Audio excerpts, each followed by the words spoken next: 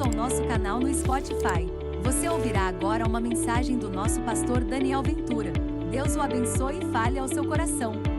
Nós refletimos sobre a importância não apenas de conhecermos as promessas de Jesus, mas de nos dispormos a confiar nessas promessas e de vivermos baseados nessa confiança. E nessa celebração eu quero dar um passo e olhar para uma dessas promessas e refletir, buscando aplicar na minha vida e na sua vida aquilo que Jesus promete por meio dos seus ensinos.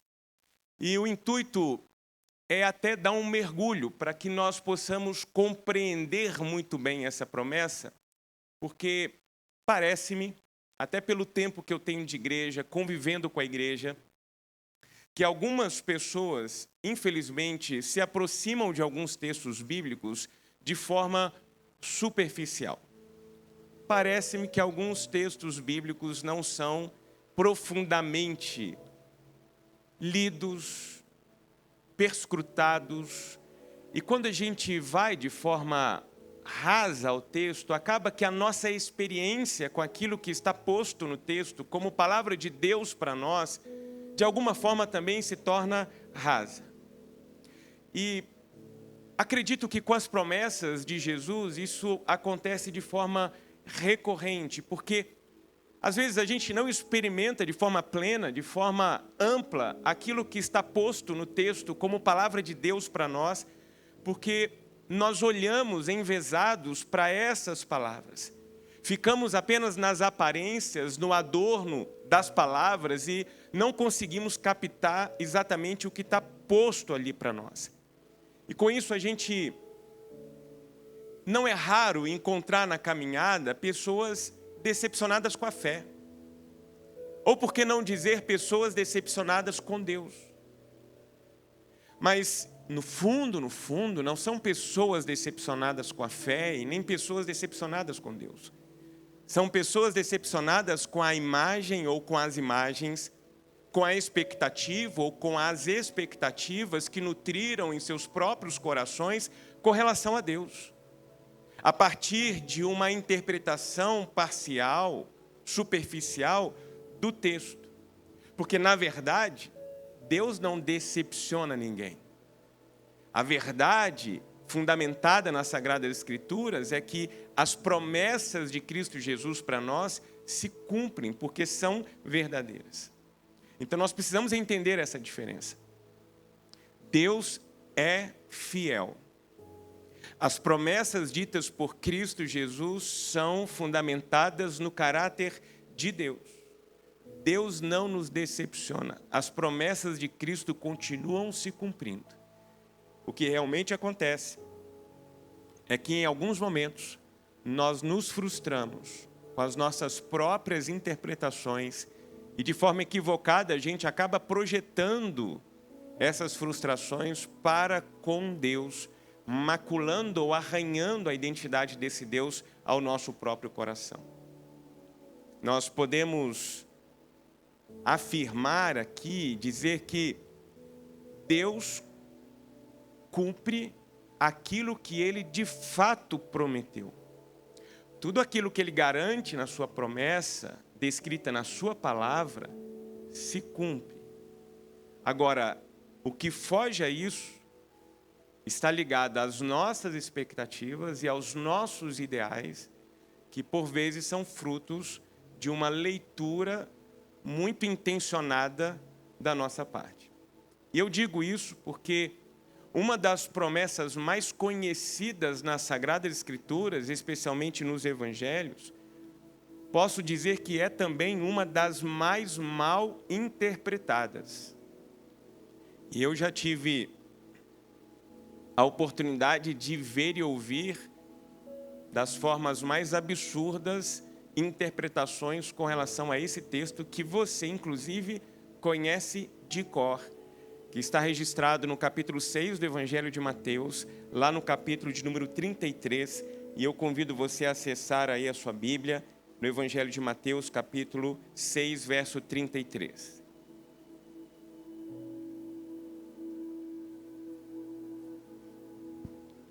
O texto vai ser projetado para que você possa acompanhar, mesmo com a sua Bíblia aberta, com o seu dispositivo móvel aí, com o seu aplicativo da Bíblia aberto. Um texto que já lemos, já recitamos e já proclamamos, que diz assim, palavras de Jesus: busquem, pois, em primeiro lugar o reino de Deus e a sua justiça, e todas essas coisas serão acrescentadas a vocês. A gente tem costume de ler essas palavras com o intuito de confortar o nosso coração. Mas nem sempre, como eu disse, a gente capta o que está na essência do texto. E às vezes parece-me que nós carregamos duas Bíblias. A Bíblia que a gente carrega na mão, de forma concreta, agora em papel, em forma digital, palavra de Deus, objetiva, clara, e uma outra Bíblia que a gente carrega no coração. Essa Bíblia que a gente carrega no coração é perigosa. Porque essa Bíblia que carregamos no coração, ela é muito fruto da nossa interpretação, do nosso entendimento. Essa Bíblia que carregamos no coração nos coloca muitas vezes na disposição de ler, inclusive de forma particionada, trechos do texto. E aí a gente começa a filtrar aquilo que nos agrada. E se a gente olha para esse texto, de verdade, qual é a parte mais agradável? Todas as coisas serão acrescentadas. É mais agradável essa parte do que a parte busque em primeiro lugar o reino de Deus e a sua justiça. O problema é que quando a gente olha só para a parte todas as coisas serão acrescentadas a vocês, nós temos a tendência, inclusive, de posse disso, como promessa de Deus para nós, segundo a nossa interpretação, termos atitudes equivocadas. Pessoas que pegam esse texto e vivem uma vida sem planejamento. Pessoas que captam esse texto e introjetam esse texto no seu coração e começam a entrar numa jornada de endividamento financeiro, porque afinal de contas, todas as coisas serão acrescentadas. Só que o texto não está dizendo isso. Por isso eu quero agora com vocês fazer uma espécie de desconstrução de Mateus 6,33. Para que da próxima vez que nós olharmos para este verso, o nosso coração seja endireitado de forma correta àquilo que o Senhor Jesus quer dizer para você e para mim. Porque essa atitude de olhar apenas para o final do texto é mais ou menos a atitude de você desejar chegar num determinado local que você não conhece, usando um GPS, e ficar focado apenas no destino, ignorando toda a rota. Se você ignorar a rota, você não vai chegar no seu destino. E qual é o destino desse texto? É que todas as coisas serão acrescentadas. Mas para que a gente alcance todas as coisas serão acrescentadas, nós precisamos antes seguir a rota. E qual é a rota? A rota é: busquem, pois, em primeiro lugar o reino de Deus e a sua justiça. Essa é a condição para que então possamos alcançar todas as coisas. É condicional. Então busquem, em primeiro lugar, o reino de Deus. O que é reino de Deus? Quando Jesus fala de reino de Deus, ele não está aqui se referindo a um lugar geográfico. Porque às vezes nós imaginamos o reino de Deus como a Nova Jerusalém, como o céu, como a eternidade. Só que na boca de Jesus, reino de Deus não é esse lugar topográfico, escatológico. Reino de Deus na boca de Cristo Jesus é vontade de Deus. Reino de Deus na boca de Jesus é soberania de Deus. O que Jesus está dizendo é: onde a vontade de Deus é feita, ali o reino de Deus se faz presente. Ali o reino de Deus é sinalizado. Por isso, na oração do Pai Nosso, que está inclusive presente no capítulo 6 do Evangelho de Mateus, Ele vai nos orientar a orar dizendo: venha o teu reino, seja feita a tua vontade, aqui na terra, de igual modo como é feita aí nos céus.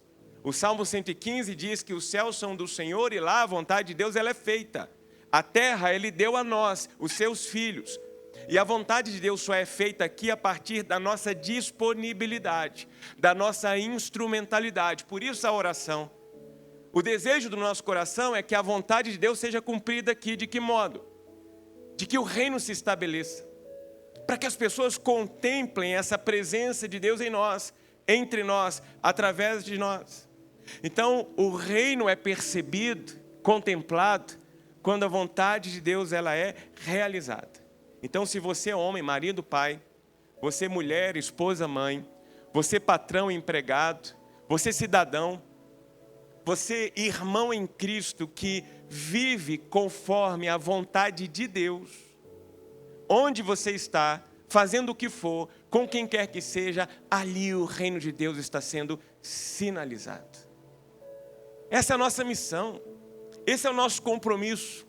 Como igreja, nós somos Casa Viva, inclusive a denominação da nossa igreja, o nome que Deus nos deu para intitular esse encontro do povo de Deus aqui como Casa Viva, não diz respeito a um prédio, não diz respeito a uma estrutura, diz respeito a uma vida. Nós somos casas vivas, nós somos portadores do Espírito Santo de Deus.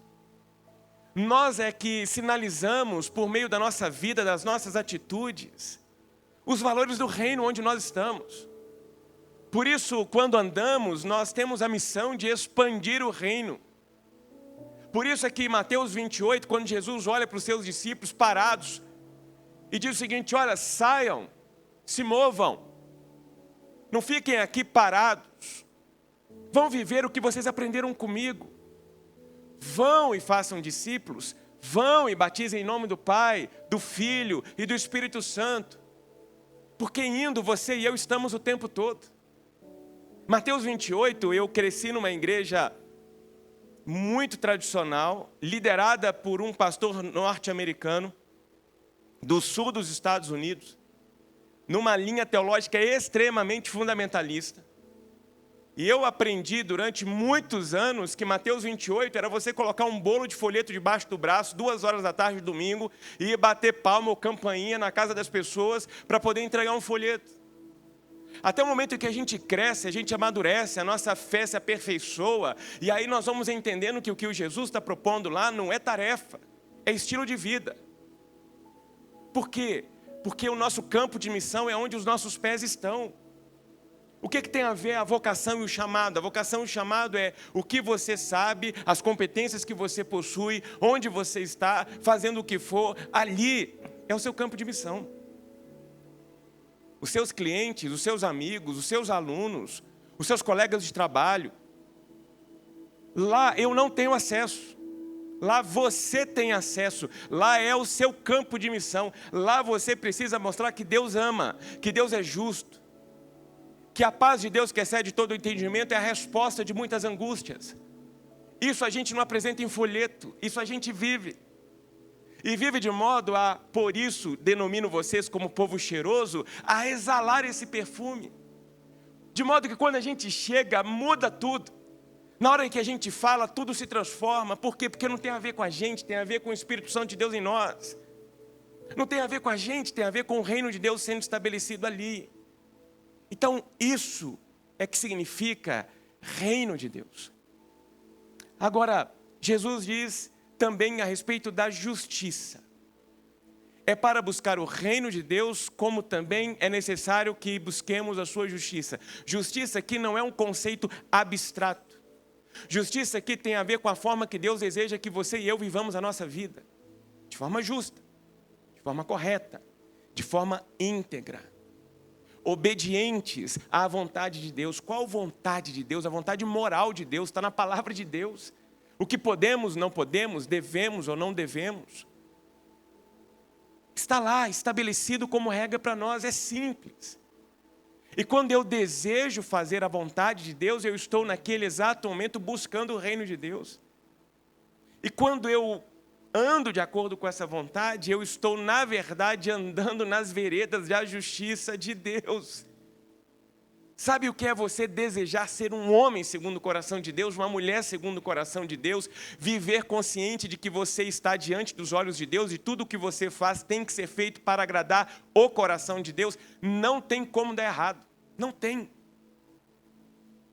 Esse é o desejo de Deus, busquem isso, vivam isso, porque dessa forma vocês farão não apenas do ambiente onde vocês estão, do seu núcleo ali, seja da sua casa, do seu ambiente de trabalho, reino de Deus, mas cada um de nós vamos nos transformando em ilhas de justiça, marcando essa realidade que nos cerca, porque a resposta para o nosso Brasil não está em partido, a resposta para a nossa nação não está num indivíduo, a resposta para o Brasil, a resposta para o mundo está em Jesus Cristo. É só Ele capaz de tirar as pessoas das amarras do pecado, de libertar pessoas dos vícios, de restaurar famílias, de aprumar o coração de uma geração de adolescentes perdidos, de jovens perdidos.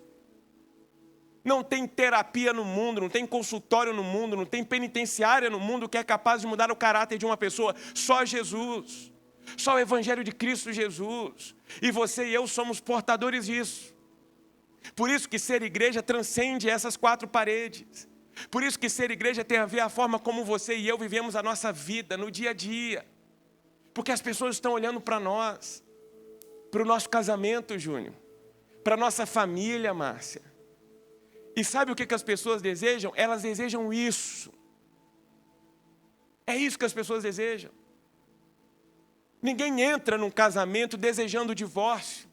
Ninguém constitui uma família querendo viver um pedaço do inferno na terra. Ninguém, em sã consciência, deseja isso. Nenhuma criança deseja estar num lar marcado por gritarias, por afrontas, por agressões. Ninguém. O que há de pessoas perdidas nesse mundo tentando camuflar as suas emoções, agora com posturas instagramáveis, tentando ser o que não são, para ficar tentando receber like de quem não está nem aí para você, e no fundo, a gente volta para casa, e aí a gente vai continuar vivendo as angústias, as trevas, os tormentos, que não se vão.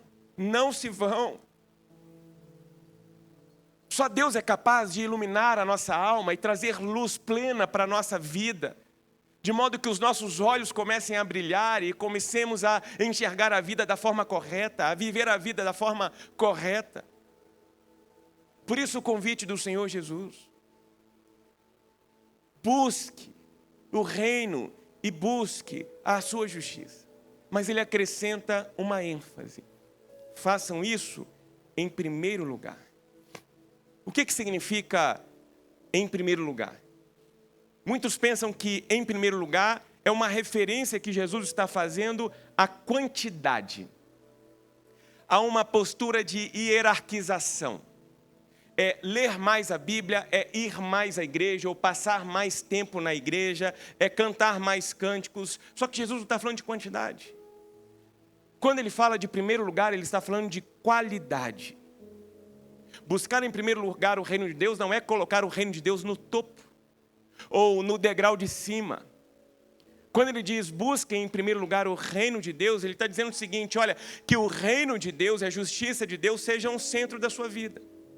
Que toda a sua vida possa circular em torno disso, da vontade de Deus, do cumprimento da vontade de Deus, da justiça de Deus. Que o reino de Deus e a justiça de Deus se transformem na essência da sua existência. De modo que nenhuma área da sua vida fique fora do reino e fique fora da justiça.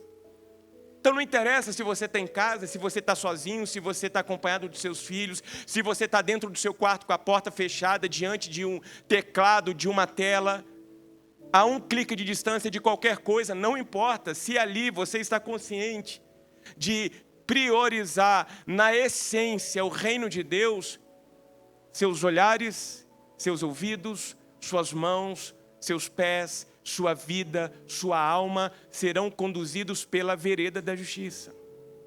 No desejo pleno de cumprir a vontade de Deus para que o reino de Deus seja estabelecido ali. Então buscar o reino de Deus, a justiça de Deus em primeiro lugar, tem a ver com o nosso coração.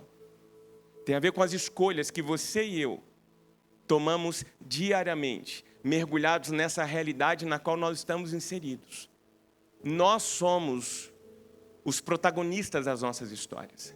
Você e eu hoje estamos colhendo decisões que nós tomamos na trajetória até aqui. E o que vamos colher daqui 10, 15, 20 anos dependerá das decisões e das escolhas que nós vamos tomar hoje. Por isso o convite do Senhor Jesus é que as nossas decisões, as nossas escolhas sejam pautadas na vontade de Deus, no querer de Deus, no plano de Deus. Para que então, priorizando essencialmente o reino e a justiça, a gente viva uma vida plena, repleta de significado que Deus tem para nós.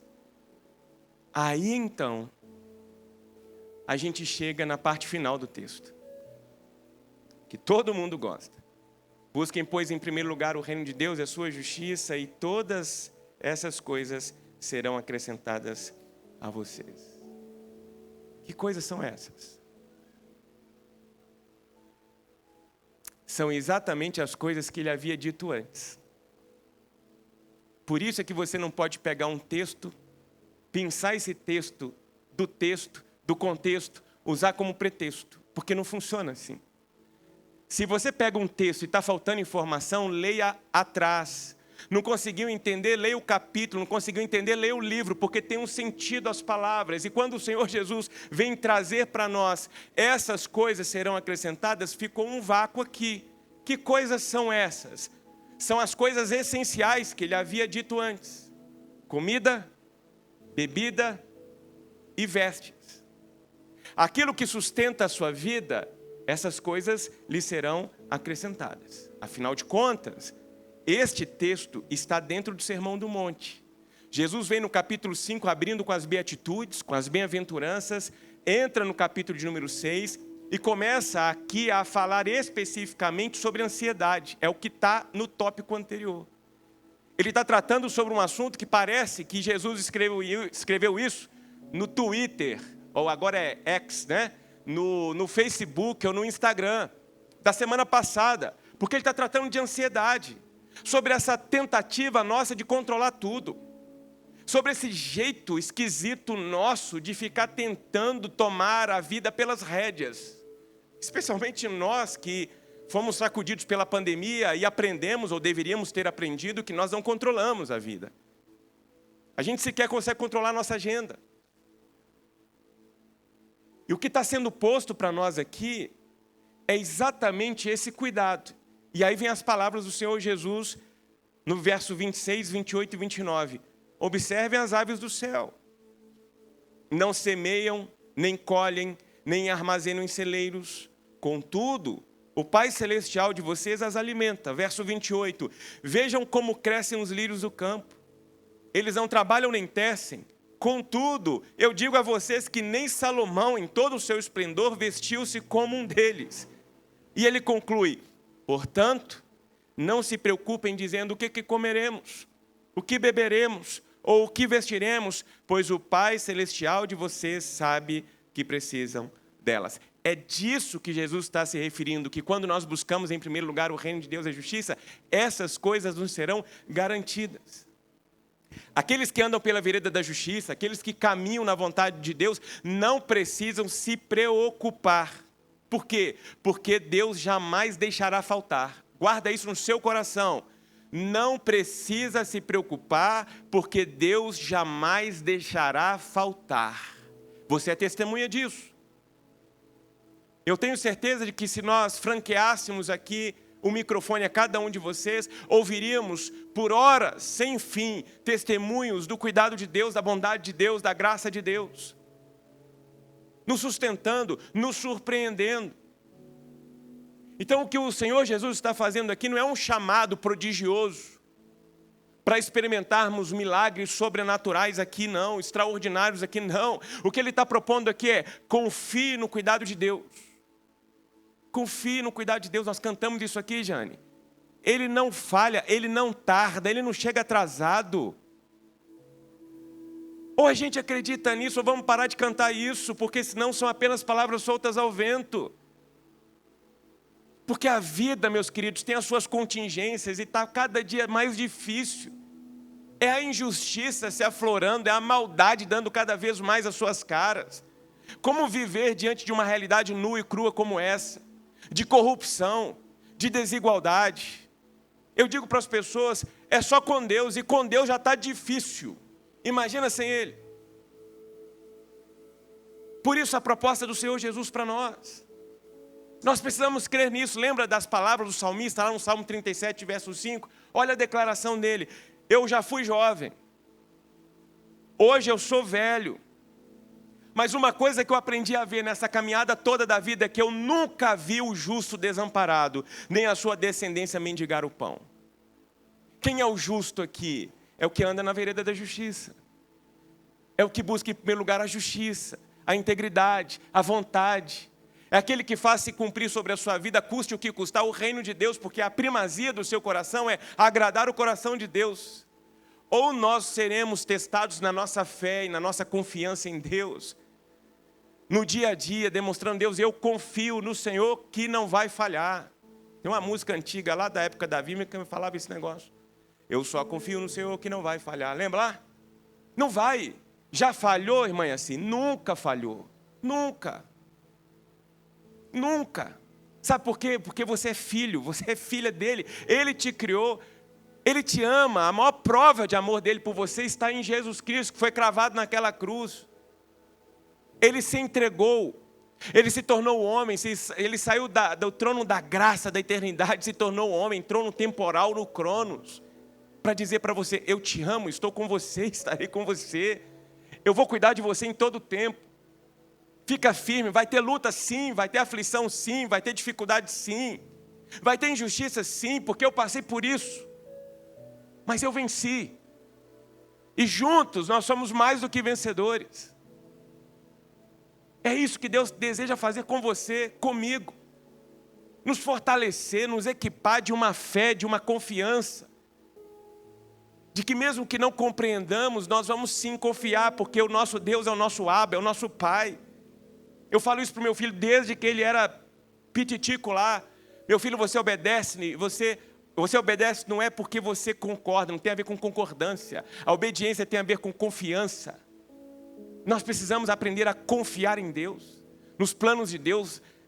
Rasga lá um papel, escreve e coloca na sua geladeira, no banheiro do seu banheiro, no espelho do seu banheiro lá. Jeremias 29:11. Coloca lá os planos de Deus para você. Grava isso no seu coração. Não deixe jamais Satanás fazer brotar dentro da sua alma qualquer dúvida sobre o cuidado e a fidelidade de Deus para com você. Deus te ama. Grava isso no seu coração. Deus te ama. Os planos de Deus para você são planos de paz, de bonança, de prosperidade, de alegria, de paz. É isso que Deus tem para você. Quando a gente se dispõe a caminhar na luz do Senhor, quando a gente se dispõe a andar em integridade diante dos olhos de Deus, buscando a justiça de Deus, a vontade de Deus, a gente não precisa temer nada. Nada. Por quê? Porque Deus nos olha. Deus cuida da gente. Quem esteve aqui na nossa conferência da família, esse ano o nosso tema é família, e ouviu o pastor Heber Aleixo contando aqui a história dele com os irmãos perfilados. A mãe não tinha nada, absolutamente nada, lá no interior do Espírito Santo para servir para os filhos. Pegou umas pedras, colocou as pedras dentro de uma panela, cozinhou as pedras para poder dar para os filhos, esperando a morte chegar. Fez uma oração agradecendo a Deus, confiando em Deus, com a panela lá em cima de uma lenha, queimando com pedras dentro, orando, agradecendo pelo cuidado de Deus. Quando de repente bate à porta da sua casa, ninguém mais, ninguém menos do que o pastor Nilson do Amaral Fanini, que foi pastor da primeira igreja batista de Niterói durante décadas, a maior referência batista do seu tempo globalmente, Hoje o nome dele ocupa o hall das influências da história batista no globo. Esteve com o Papa João VI, esteve com os presidentes dos Estados Unidos, foi intérprete aqui na maior conferência evangelística do Billy Graham, na década de 60, o maior público do Maracanã, 162 mil pessoas no Maracanã assistindo, e quem foi o intérprete foi o Billy Graham. Alguém de altíssima credencial que bateu a porta daquela senhora, no interior do Espírito Santo, dizendo o seguinte: olha, Deus mandou eu vir aqui. E nisso as pessoas começaram a tirar um monte de mantimentos no carro e entregar. Ele sentou, ouviu a história dela, adotou aquela família, levou aquela senhora para se tornar zeladora da primeira igreja batista de Vitória, que à época o pastor Fanini era pastor. E ninguém imaginaria que no aniversário de 120 anos daquela igreja, estávamos eu e o pastor Heber lá. Ele contou para aquela igreja que ele e a casa dele tinham sido alvos da vontade e do cuidado de Deus. Esse é o Deus que a gente serve. Esse é o Deus dessa igreja. Esse é, Jane, o Deus que a gente adora, que a gente louva. Não é um Deus feito por mãos, que tem olhos e não vê, mãos e não tocam, pés e não andam, boca e não fala. Não, não, não. O nosso Deus tem ouvidos e ouve o nosso clamor. Tem olhos e vê o que se passa conosco. Tem mãos e estende a sua mão em nossa direção para nos acolher, para nos abraçar, para nos socorrer, para nos erguer. É um Deus que corre na nossa direção na primeira manifestação nossa de Papai do céu. Esse é o Deus que a gente serve. Que não é para ser um Deus do ideal, da teologia pura e simples, da ciência não, mas é para ser o nosso Deus relacional. O Deus que se torna a razão das nossas vidas. Essa é a proposta do Senhor Jesus para nós. Agora, veja o que Jesus diz e reforça nos versos seguintes. Por isso, portanto, não se preocupem com amanhã. Se você acredita em Deus dessa forma que eu acabei de falar, você não precisa se preocupar com amanhã, pois o amanhã trará as suas próprias preocupações. Basta a cada dia o seu próprio mal. Basta a cada dia os seus próprios problemas. Guarde isso no seu coração. Cada dia já traz os seus problemas. Vamos parar de carregar o peso do futuro no presente. Tem gente que está aqui agora preocupado com o que vai acontecer semana que vem. Para com isso. Você nem sabe se isso aí vai se configurar problema. Eu tive que lidar muitos anos da minha vida com ansiedade. Porque eu tinha essa mania. Querer controlar tudo. Preocupado se ia dar certo. E criando na minha mente problemas. Sabe o que é você criar problemas? Cenários. Hoje qualquer estudante de psicologia vai te dizer isso. Quando você começa a imaginar determinadas coisas, o seu corpo não sabe se é real ou se é imaginário. Você começa a sofrer como se aquilo fosse real, porque você está imaginando aquilo.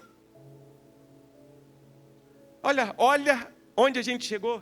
Aí você imagina, você está trazendo um problema imaginário da semana que vem, do mês que vem, do semestre que vem, do ano que vem para hoje. Aí você está sobrecarregando hoje. Aí você não tem condições nem de lidar com o que tem aqui hoje. Aí você começa a ficar estafado, você começa a ficar angustiado, angustiada. Daqui a pouco tem uma síndrome do pânico, síndrome daquilo outro. Aí você estaciona, fica petrificado, petrificada. Por quê? Porque não aprendeu a confiar. Por isso eu quero fazer 2 apelos aqui nessa manhã. Um para mim e um para você. Um para mim e um para você. Porque igualmente, eu tenho os meus desafios. Igualmente, eu tropeço, eu caio, levanto, caio de novo, tropeço. E aí eu vou tentando viver essa vida de buscar a vontade de Deus, de querer manifestar na minha vida, na minha casa, nos ambientes onde eu estou, o reino de Deus. Então essa mensagem é tanto para você quanto ela é para mim. E esse é talvez um dos maiores desafios nossos, enquanto pregadores da palavra de Deus, que é viver aquilo que a gente prega. Por isso, o desafio que eu quero fazer a você, eu quero fazer antes a mim. Para que a gente consiga viver juntos essa promessa. E qual que é o primeiro desafio? É esse aí, vivendo com propósito. Vamos parar de nos preocuparmos com o que a gente vai comer, com o que a gente vai beber, com o que a gente vai vestir. E que, por vezes, esses pensamentos estão muito mais no campo do supérfluo do que a gente imagina. E vamos nos concentrar em viver de acordo com a vontade de Deus. Sabe, priorizar na nossa manhã, no nosso dia, eu vou hoje agradar o coração de Deus. Eu vou hoje deixar Papai do Céu feliz. Essa tem que ser a nossa prioridade, viver com esse propósito. Segundo, confiar na provisão de Deus. Eu aprendi cedo uma coisa. Não é simples, mas eu aprendi cedo. Guarde a fé porque Deus é fiel. Seja fiel porque Deus é fiel. Agora, isso não significa que nós não vamos enfrentar dificuldades. Isso significa que no meio das dificuldades nós não estaremos sozinhos. O Senhor estará conosco. Ele está com você. Sabe aquela história, eu acho que eu já contei essa história aqui. Um voo, em pleno cruzeiro, de repente pega uma área de turbulência e aí o avião começa a sacudir. Sabe aquela sensação de que o avião está sendo amassado? E aí todo mundo, um desespero, segura, coloca a mão para cima, começa a gritar. E aí tinha uma criança, de 9 para 10 anos de idade, sentada, quietinha, calma, serena. E aí depois que passa a turbulência, todo mundo se organiza. Um senhor que ficou atento àquela menina, incomodado, olhou para ela e falou assim: minha filha, me explica, porque o avião sacudiu de um lado para o outro, de um lado para o outro, e você ficou aí serena, calma, tranquila. Você não sentiu medo, não? A resposta da menina, serena, tranquila, calma, para aquele senhor foi: não, porque o meu pai é o piloto. Não, porque o meu pai é o piloto. Deus está no comando da sua vida. Ele pilota a sua história. Nós precisamos confiar nisso. Que venha turbulência, eu não estou preocupado com a turbulência, porque eu sei a experiência de quem está no comando. Eu sei que aquele que está lá, segurando o rumo da minha história, é o autor e consumador da minha fé. Ele é o meu socorro. Ele é a minha torre forte. Ele é o meu Pai. Ele é o meu Salvador. Eu preciso confiar nisso. Eu preciso confiar nisso. E terceiro, feito esses 2 primeiros passos de viver com propósito e de confiar na provisão de Deus, joga fora, liberte-se, para bem longe de você, a ansiedade. Mateus 6,33 é antídoto contra a ansiedade. Quem aprende a confiar em Deus vive um dia de cada vez. Porque sabe que Deus não perdeu o controle da história. Quem vive Mateus 6,33 confiando em Deus, buscando a vontade de Deus, a justiça de Deus, não se atemoriza, porque sabe que a sua vida está nas mãos de Deus. Agora, lembre-se, Mateus 6,33 não é para obter coisa. Não é uma mandinga que você fala, abracadabra, e aí acontece. Não. Porque aqui nessa igreja você não vai ser conduzido por uma teologia de prosperidade. Não, aqui não. Se quiser em outro lugar. Aqui é teologia bíblica cristocêntrica, é vontade de Deus, querer de Deus, que acima de tudo não anula as nossas responsabilidades, os nossos compromissos. Por isso o que está posto aqui para nós é sobre como vamos viver a nossa vida com Deus. Como que vamos demonstrar para Deus que nós realmente confiamos nele. Nós vamos assumir o nosso papel, certos de que Deus está assumindo o papel dele. Porque a riqueza maior que nós podemos experimentar não é naquilo que Deus pode dar, é na própria presença de Deus na nossa vida. Se eu tenho Deus, eu já tenho o suficiente, eu não preciso me preocupar. Então por isso eu quero desafiar você, continue buscando em primeiro lugar o reino de Deus e sua justiça. Certo de que todas as demais coisas serão acrescentadas. Sabe, como aquela criança que anda de mãos dadas com o pai sem medo, sem preocupação. É isso que eu quero convidar você a fazer. Porque é isso o reino de Deus. Andar pela vida de mãos dadas com Deus sem temor algum. Porque aquele que está em nós é maior do que aquele que está no mundo. Aquele que está em você é maior do que aquele que está no mundo.